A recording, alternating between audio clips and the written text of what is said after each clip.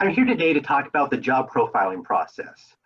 Job profiling is breaking down the job into components that distinguish the top performers from those who aren't qualified.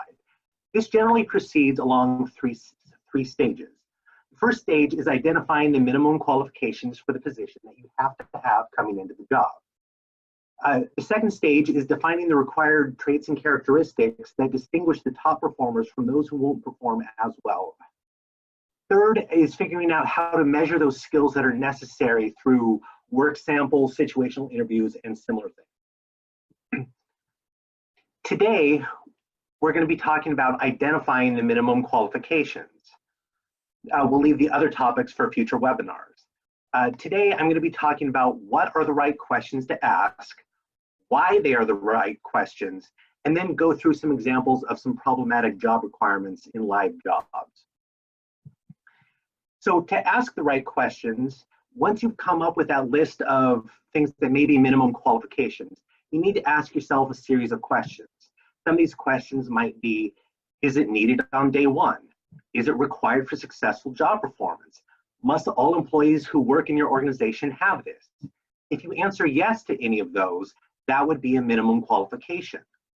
On the other hand, if you're asking questions like, is this just a nice to have? Will I train it once they're on the job? Can the candidate learn it?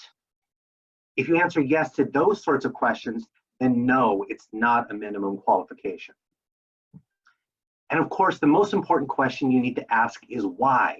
Why is that a minimum qualification? Why do you have to have that working for our organization?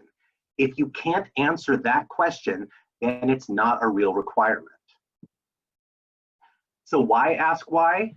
It's not to try but dry, it's to get you qualified candidates that actually meet all of your requirements.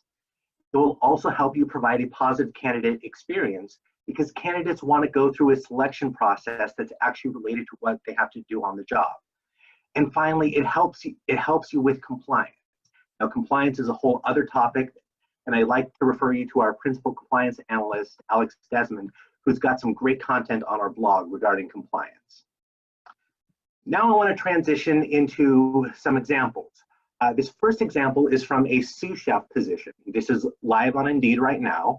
One of the requirements they list is that you must be able to lift pots and pans and other containers weighing up to 50 pounds. Let's go back to our key question. Why?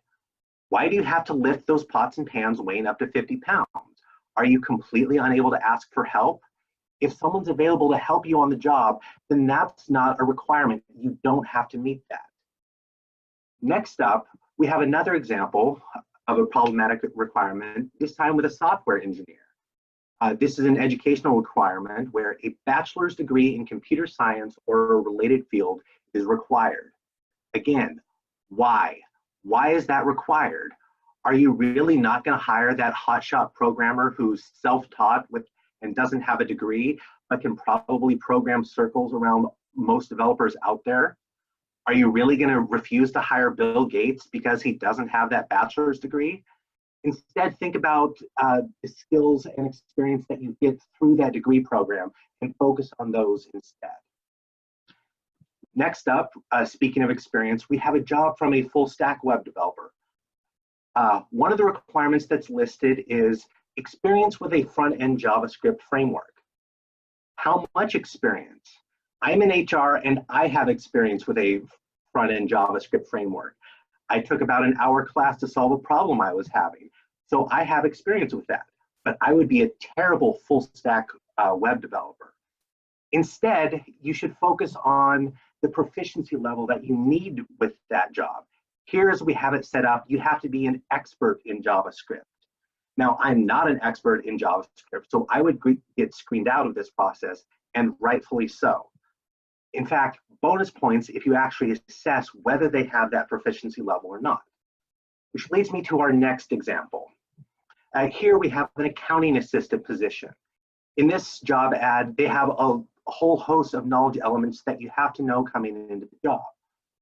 For example, one of them is reconcile Schedule 13 license and title fees.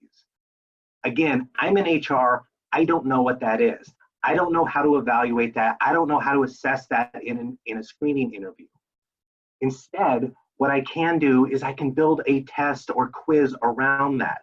I can work with subject matter experts to develop that quiz to actually assess whether the candidates coming in have that required knowledge.